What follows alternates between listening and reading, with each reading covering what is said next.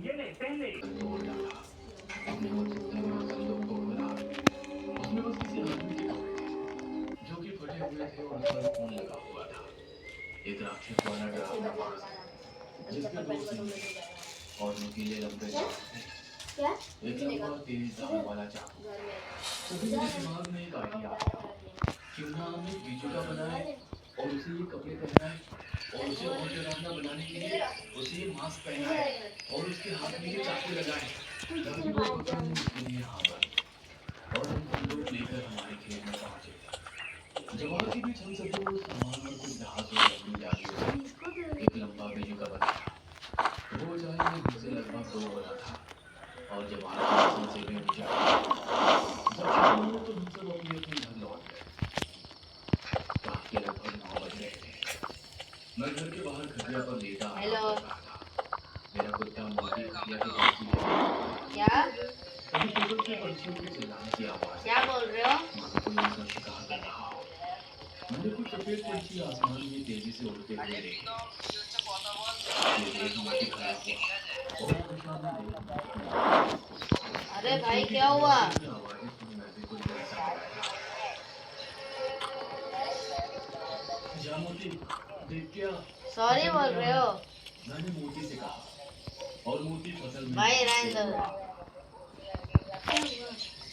मैं खटिया पर खड़ा होकर फसल में देख रहा था। भाई मैं ऐसा बंदा नहीं हूँ जो सॉरी का मना कर दूँ। हवा की वजह से फसल हवा में झूल रही थी। रहने दो। तभी मैंने मोती की मोती मोती मैं जोर से मोती को आवाज दे दिया। भाई रहने दो चलो करता है। मैं जैसे ही आवाज देता वैसे मोती भौंक कर मुझे जवाब देता था। मैं डर गया और मैंने भाई चलता है रहने दो। कुछ नहीं हुआ है बेटा। रात को सांप दिखाई दे तो पंछी आवाज। अरे भाई जैसा नहीं है तो क्या बोलो तेरे को? तो वो कुत्ता है, इधर उधर घूमना उनका पेशा होता है। आ जाएगा कुछ देर में। बाबा भाई भाई है क्या नहीं है? और फिर मैं उठकर घर के अंदर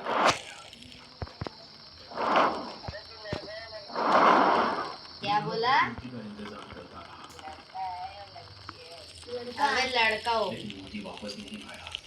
सुबह होते ही हाथ में डंडा लेकर क्या बोला? घूमने चला गया। मैंने उसे काफी आवाज। अरे वो कोई जवाब नहीं दिया। गांव में चले गई। मैं थोड़ा अंदर गया। मैंने देखा कि मेरे सामने एक बिजू का जमीन पर गिरा पड़ा है। उसके हाथ और पैर कटे हुए थे और मटके का सिर फूटा हुआ। नहीं वो चले गई। मुझे समझ नहीं आ रहा था कि ये किसने किया।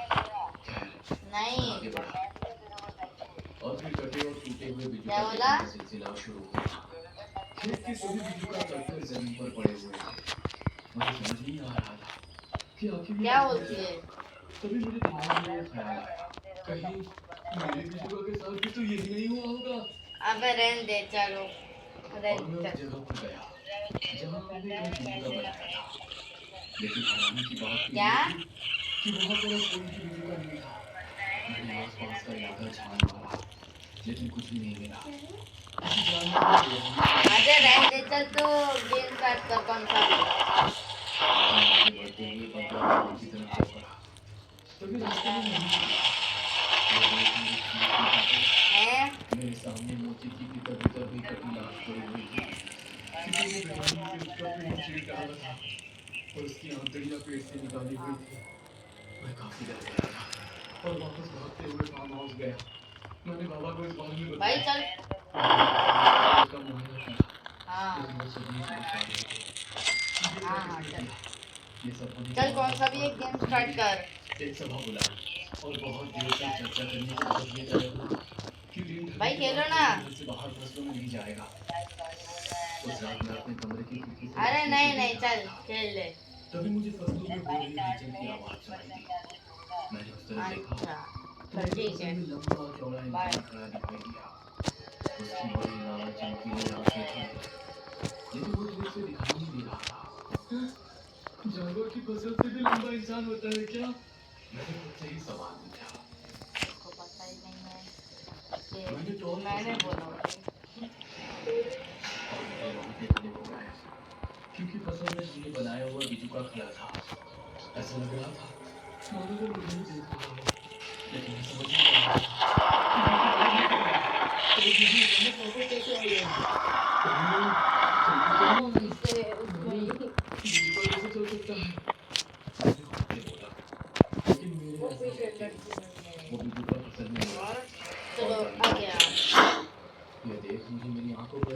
नहीं हो रहा था। मैंने आंखें मसल कर वापस पसंद में देखा तो उसको पसंद में नहीं था। तभी मैंने हमारे बहन की रंभाने की आवाज़ सुनी। वो कहीं आवाज़ में रंभा रही थी, जैसे उस पर किसी ने हमला किया। मैं अपने कमरे से बाहर आया, तब मैंने देखा कि बाबा हाथ में शिकार वाली बंदूक लिए घर से बाहर जा रहे थे। मैंने उनके साथ चलने का ठाना। बाबा मुझे मना कर रहे थे, लेकिन मैं हट करके उनके साथ चादर शेड की तरफ पहुंच गया। एक भैंस जोर जोर से रंभाते हुए उछल रही थी, लेकिन दूसरी भैंस हमें जमीन पर लेटी हुई दिखाई दी। लेकिन जब हम पास गए तो हम काफी डर गए, क्योंकि दूसरी भैंस आधी कटी हुई थी। उसके पेट से पीछे का हिस्सा गायब था और उसकी हथेलियां और खून जमीन पर बिखरे हुए थे। इतनी बड़ी भैंस के टुकड़े करने वाला जीव कौन सा हो सकता है? बाबा चिंतित होते हुए बोले। हमें दूसरी ओर से बुलाने की आवाज आई। हमने उस तरफ देखा तो बिजू का दूसरी भैंस की लाश का निचला भाग आते हुए हमें दिखाई दिया।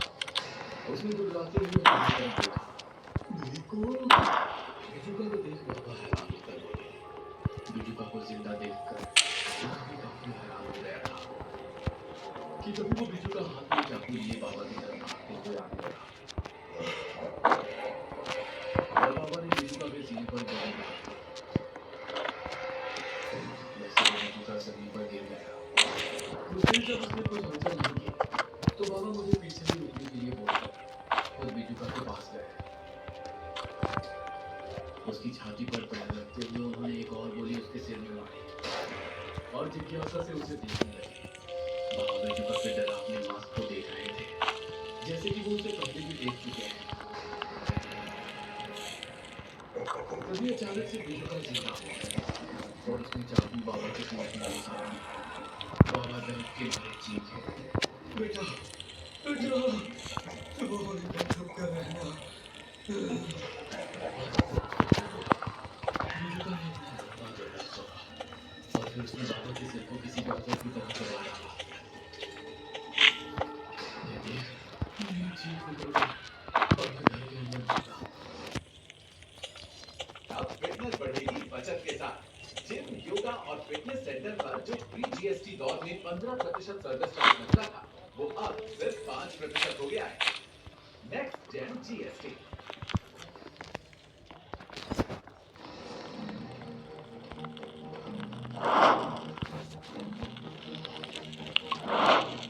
मैंने दरवाजा अंदर से बंद किया। मुझे कुछ भी समझ में नहीं आ रहा था कि मैं क्या करूं।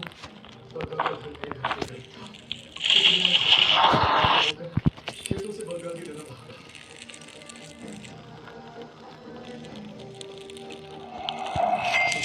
बग्गा के घर के बाहर पहुंचा। सामने आ नजर पड़ते ही मेरा दिल दहल उठा, क्योंकि बग्गा के घर के छत पर उसके माता पिता और बग्गा की लाशें बिजुआ की हड्डी की तरह लटक रही थी। उसके शरीर का मांस जगह जगह पर खाया गया था। उस बिजुआ ने उन्हें बहुत ही दर्दनाक मौत दी थी और उसकी लाशों को बिजुआ की तरह ही हड्डी पर लगाया था। उसकी लाशें देख मैं कांप उठा। तभी दूर से कुछ कुत्ते मेरी तरफ देखते हुए भौंकने लगे।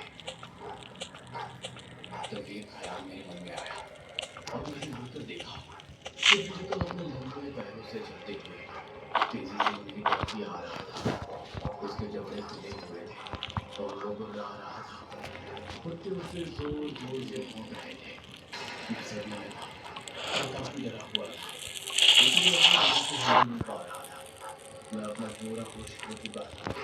वो बिजुका मेरे सामने आया और उसने दोनों हाथों से मेरा गला पकड़कर मुझे उठाया और उसने मुझे खाने के लिए अपना जबड़ा खोला और बुलाया। वो मुझे बस अपना निवाला बनाने के लिए कि तभी मुझे बंदूक चलने की आवाज आई और मेरी पलक झपकते उसके सिर में गोली से छेद हो गया और वो मुझे पकड़कर जमीन पर गिर गया। मैंने जैसे तैसे अपने आप को उसके हाथों से छुड़ाया और वहां से उठ गया। बेटा, जल्दी यहाँ आओ। मुझे आवाज आई। मैंने मुड़कर देखा तो वो राजीव के बाबा थे। मैं उनकी तरफ भागते हुए गया। बिजुका को जमीन पर गिरा पड़ा देखकर कुत्ते उसकी ओर भागे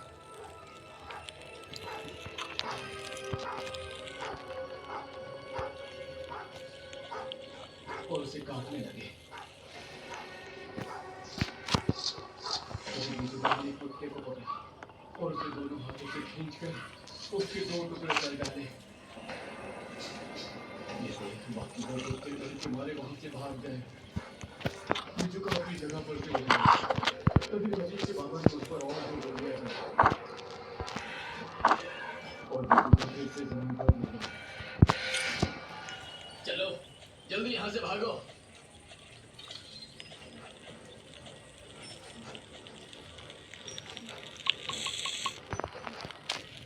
उसके बाद हम दोनों उनके घर पहुंचे। राजीव के बाबा ने राजीव और उसकी माँ को जल्दी से वहां से भागने के लिए कहा। लेकिन हम कहाँ भागेंगे? हम जहाँ भी जाएं, वो बीजूका हमें ढूंढ लेगा। मैंने राजीव के बाबा से कहा, जब तक सूरज नहीं उगता हमें खेतों में ही छुपना होगा और थोड़ी देर रुककर अपनी जगह बदलनी होगी। यह सुनकर मुझे मेरे बाबा की आखिरी बात याद आई। उन्होंने मुझसे कहा था, बेटा सुबह होने तक छुप कर रहना। इसका मतलब मेरे बाबा और राजीव के बाबा उस बीजूका के बारे में कुछ जानते थे। जल्दी चलो। लेकिन हम किससे बचकर भाग रहे हैं? राजीव की माँ ने पूछा। राजीव के बाबा बोले, सब कुछ बताऊंगा, लेकिन अभी जल्दी यहाँ से भागो।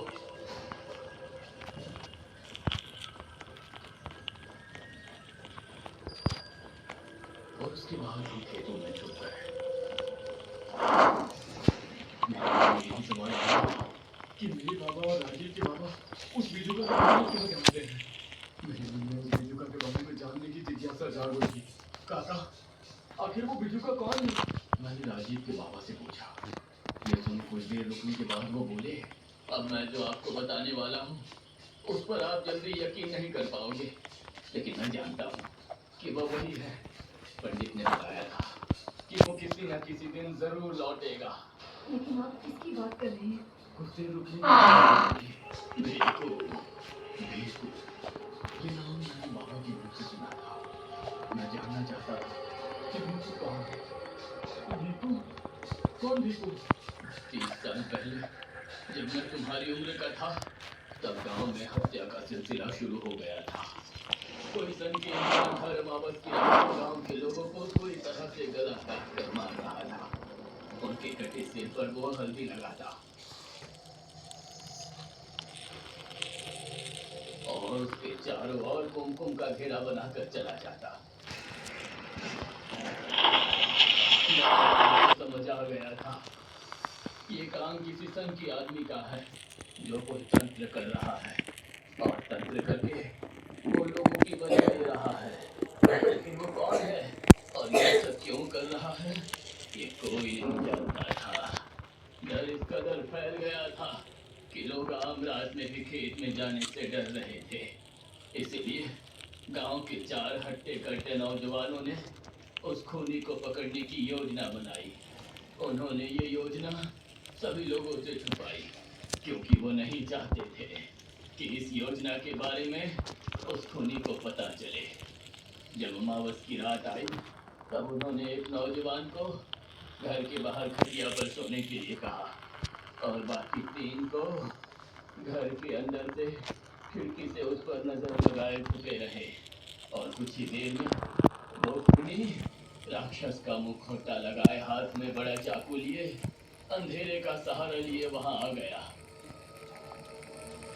उसने चाकू मुंह के पास पकड़कर धीमी आवाज में कुछ मंत्र बोले और फिर खटिए पर लेटे उस नौजवान पर कुछ राख उड़ाई और वो उसकी बलि देने के लिए चाकू नौजवान की गर्दन पर मारने ही वाला था कि तभी घर के अंदर छुपे हुए लोग बाहर आए और उन्होंने उस आदमी को दबोच लिया और फिर उन्होंने उसका मुखौटा निकाला और उसे देख वो हैरान रह गए क्योंकि वो भीतुर था, एक पागल जो कुछ ही महीनों पहले गांव में आया था। उन्होंने उसे बहुत मारा। तभी कुछ गांव वाले भी वहां आ पहुंचे।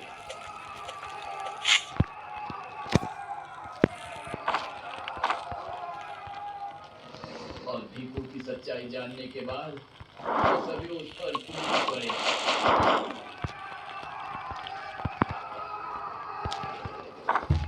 और भीड़ ने उसे पीट पीट कर मार डाला। कुछ देर बाद गांव के हनुमान मंदिर से पुजारी वहां आ गए।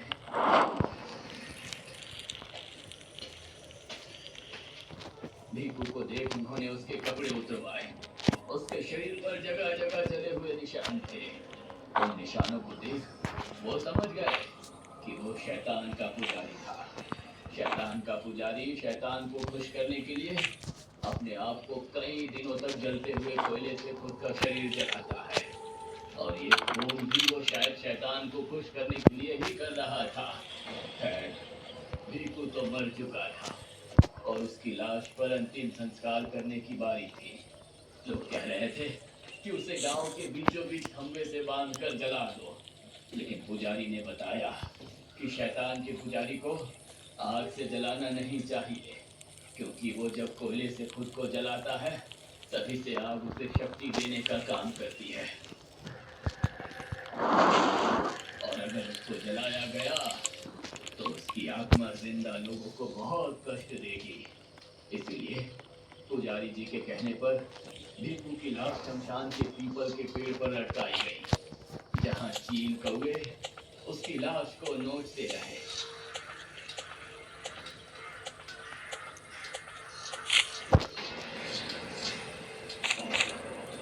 उसकी बची हड्डियों को जमीन में दफनाया गया।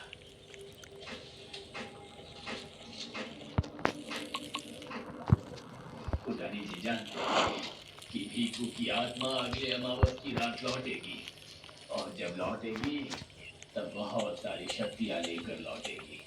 इसलिए उन्होंने उसकी आत्मा को उसके ही सामान में मंत्रों से बांध दिया, और वो सामान एक संदूक में बंद कर दिया।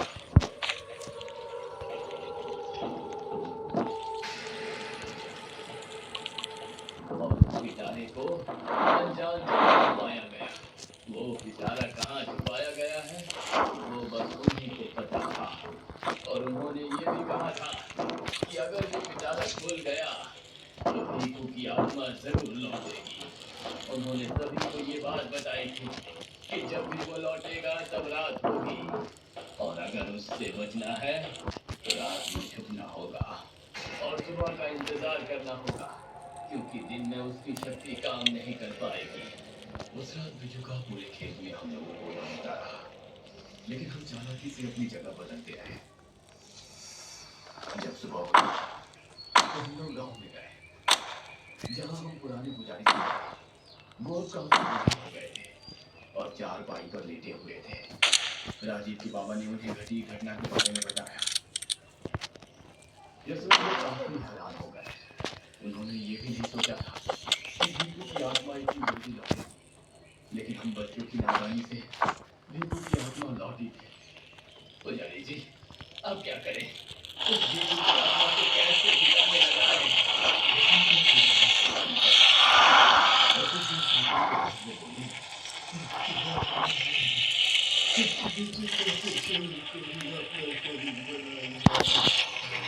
वो शरीर काफी ताकतवर बन चुका है, इतना कि उसको कितना भी तोड़ने की काटने की कोशिश की जाए वो खत्म नहीं होगा। टूटेगा तो फिर से जुड़ जाएगा। हमें उसकी आत्मा को निकाल कर किसी और मृत शरीर में डालना होगा। लेकिन हम ये कैसे करेंगे? मेरे साथ खेत में चलो। पुजारी जी के साथ राजीव के बाबा और मैं, हम तीनों खेत में पहुंचे। यहाँ पर चार मीटर गड्ढा खोदो। लेकिन क्यों? खोदो तो सही, खोद कर वक्त समझा दूंगा। इसके बाद राजीव के बाबा और मैं भी गड्ढा खोदने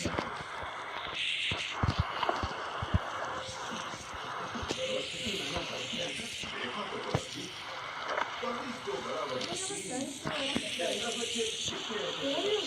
आगे ऑयली नवा हेड एंड शोल्डर के डाबर फॉर्मूला ऑयल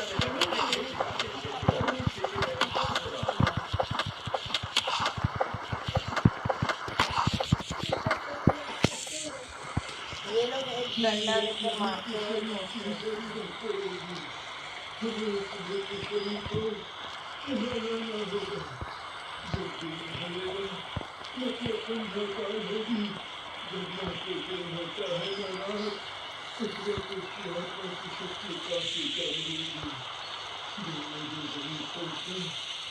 आराम कर रहा होगा।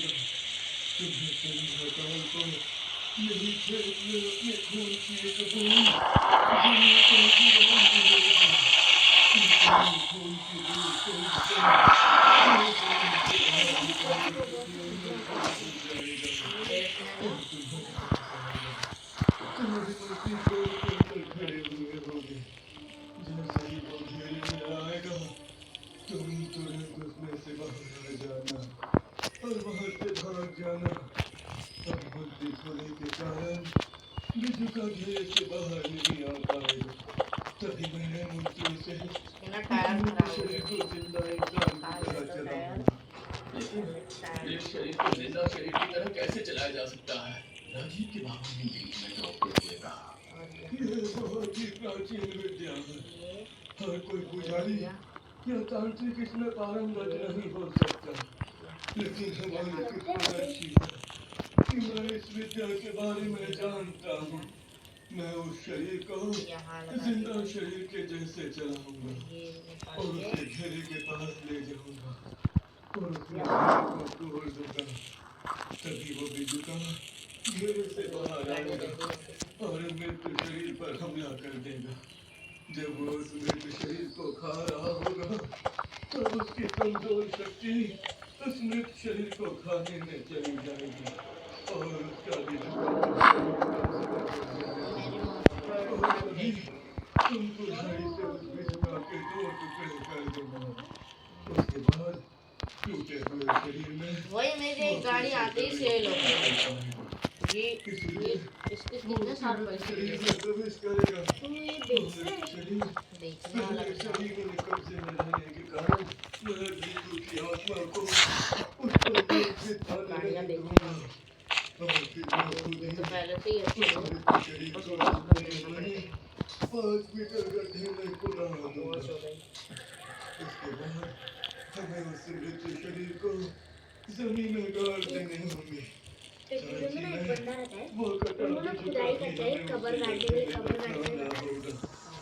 तब उसके जाके में ना ये हम गलत उससे है, क्या छुटकारा पा जमीन खुद सकते रहती है, हैं। कब्र गाड़ने में। कौन सा रास्ता साले है लास्ट में जो जो मैं ये होता है करने के लिए ना, तैयार हूँ? बंदा खोदते खोदते गलती से गिर गया ना वो गड्ढे के अंदर, और जब वो ऐसे करके उठ रहा था ना किसी ने उसका कंधा पकड़ के उसको अंदर ही खींच किसी लिया। को पता ना चले। मतलब वो चाहता है कि उसको बाहर ही ना निकलने दे। भाई और एक